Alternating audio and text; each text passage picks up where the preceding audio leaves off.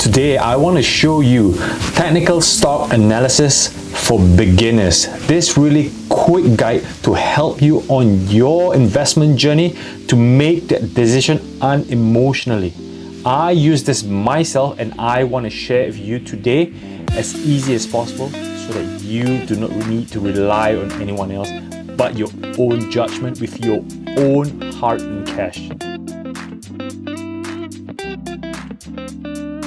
Hello, welcome back to Family Investment. My name is Alex Ko. This is the timeline. You can click on the description below if you want to jump, or you may be returning just wanting to go to a specific step, so click on the link below.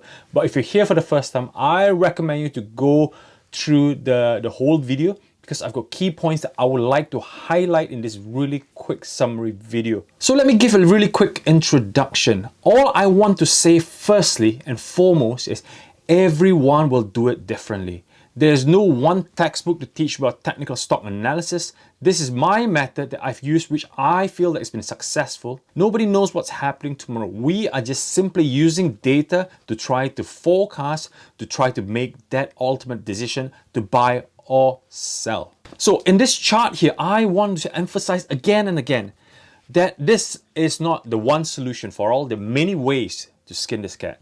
In this video is technical analysis, technical charts, which I hold 15%, which it helps me to make that hard decision on hard days when things are falling, or hard days when things are moving on a momentum. So for the Yahoo Finance, you basically just go type UK Yahoo Finance or Yahoo Finance on Google and you get to this, basically this front page, my FANG one. So this is my FANG hot list, okay? So if you want to add anything, all you have to do is just go to the add symbol. Let's say for this one, I'm going to add Visa. Let's put Visa.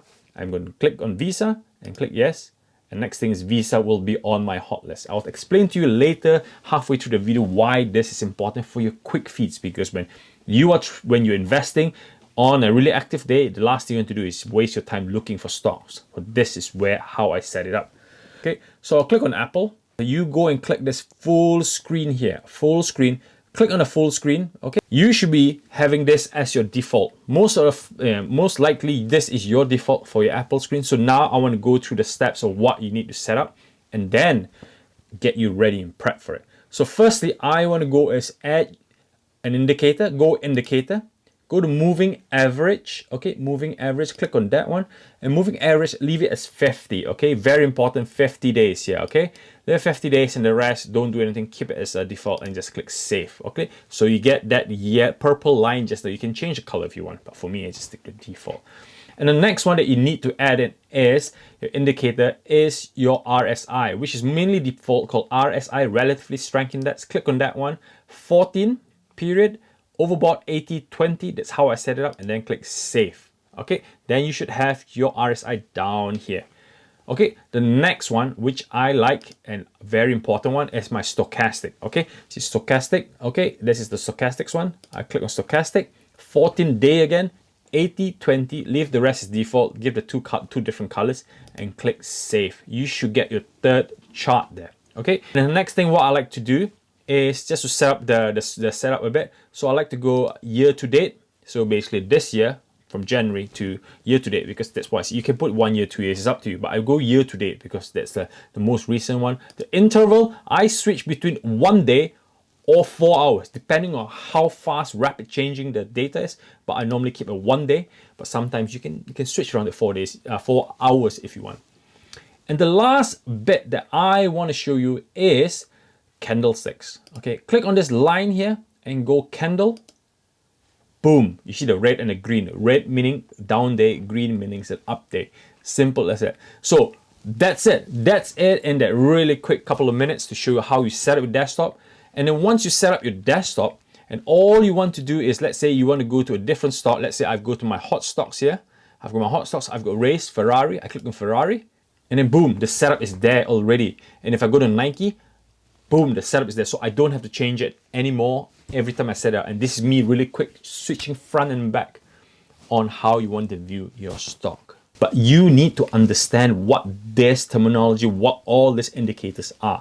So firstly, I want to start at moving day average. So moving day average at 50, basically it means 50 days. It's 5 days a week. So it's basically 10 weeks of trading data divided by 50. Some say it's overbought and oversold. Yes, you could use it, but don't use it so directly. You need to have a combination, but this is roughly what it means. If things is above, it means it's way overbought, and if it's down here, that means it's breaking down its MDA line. So that is what moving day average is. And most importantly, you need to find the reason why they're above and also find the reason why they're below. So for Apple here, the reason why they're above is the momentum of the stock split. So you need to know the history. And then the reason why it's below, because it's losing momentum, is going to earnings. And that's the reason why it's below. There's always a reason for stock price being below or above. So you have to find out that reason why. So what is RSI? RSI is basically the gradient. If you remember back in your fundamental maths, your easy in the elementary maths where you learn in primary, high school, it's basically calculating the radian, the rate of change. So if you see some of the charts within that 14-day, they want to calculate the rate of change. If it's going the upway, bullish, then it should be up higher than 50 or above.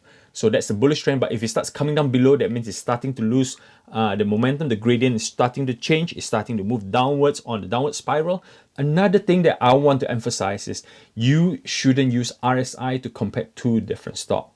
I'm not going to use Apple's RSI to compare with Tesla's RSI. The good thing about the stochastic, I like it because I use it as an overbuy and oversell.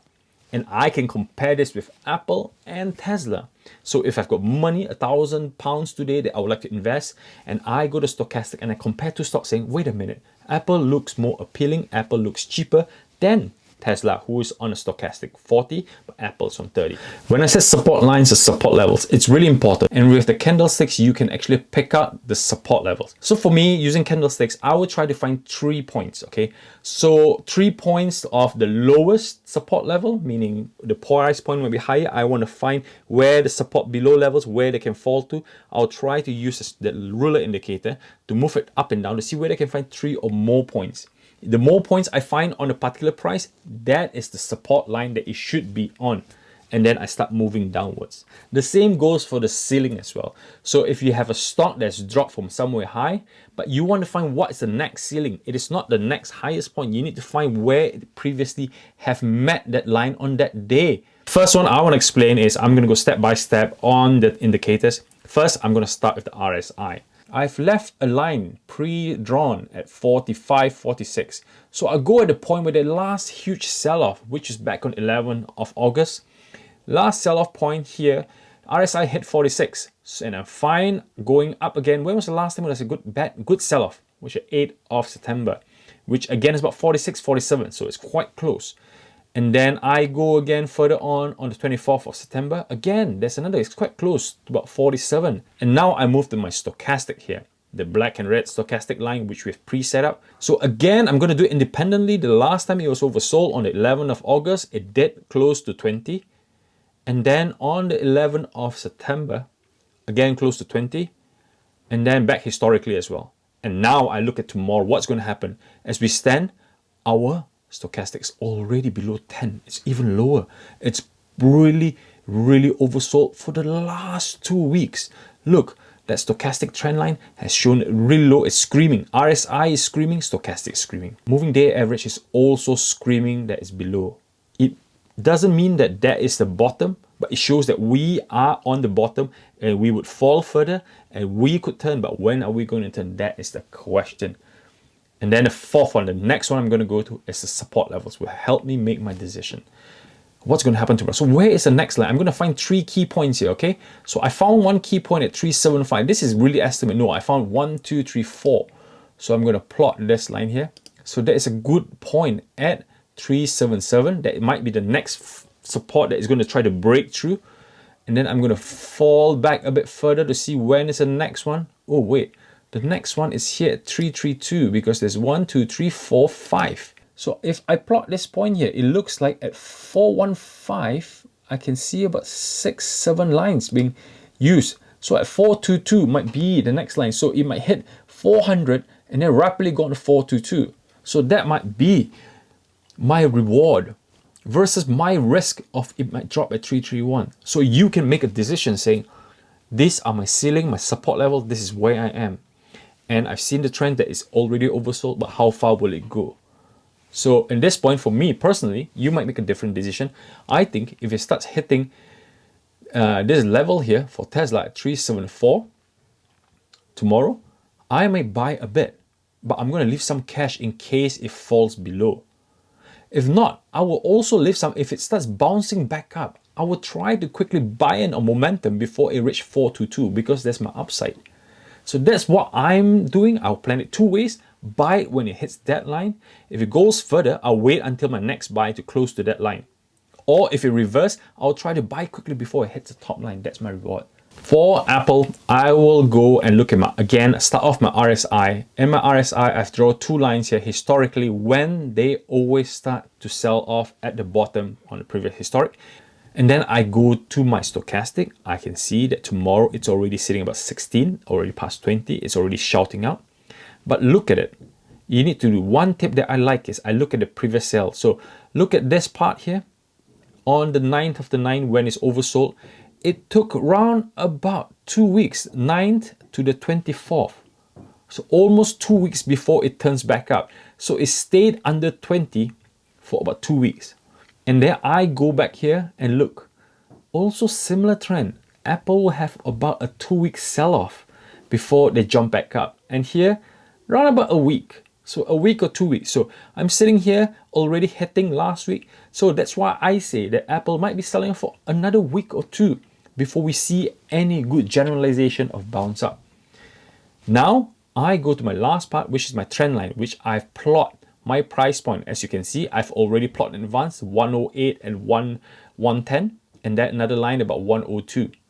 Okay, this 102, I know there's no two lines, but I used it from another stochastic indicator. But if you want to go deeper, you can pull the line further down to the 100 chart.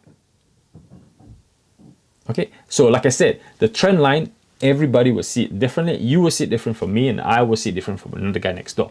So this is how I do from Apple, and my decision on Apple is Apple's hitting that line just now. If it goes deeper, if it can go to close as 102, which is the void line, you know, the next support line, and I will play more on the support levels rather than other indicators. The indicators already show they're already on a sell-off, but how low can they go? And therefore, I've used my support line 102, and if it hits that point, then I'll consider buying more Apple. So that's the end of my guide video on my technical analysis, quick one for beginner. I hope you have enjoyed it. Please leave a comment below if you've got any further queries, and also you can always come back and click on the description to go to whichever we need by refreshing.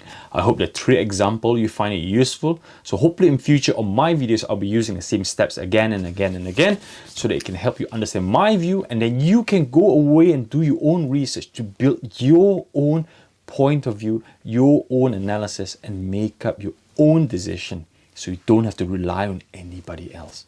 And please leave a comment below on this one here. Tell me if you want me to focus on fundamentals or valuation or candlesticks or macroeconomics or inside info, whatever you want me to cover. Tell me, vote below, so hopefully I will have a good idea on what you viewers really want to see next. And hope you like this technical analysis. Please. Alright, before I say goodbye, please do like and subscribe on my YouTube channel. Follow me on Facebook. And if you want, support me on Patreon as well, so I can produce content like this every single day for you guys, to give you guys value. So please do share. Please do share this video to help us grow our YouTube channel, yeah? Yeah. Alright guys, 3, 2, 1. Bye-bye.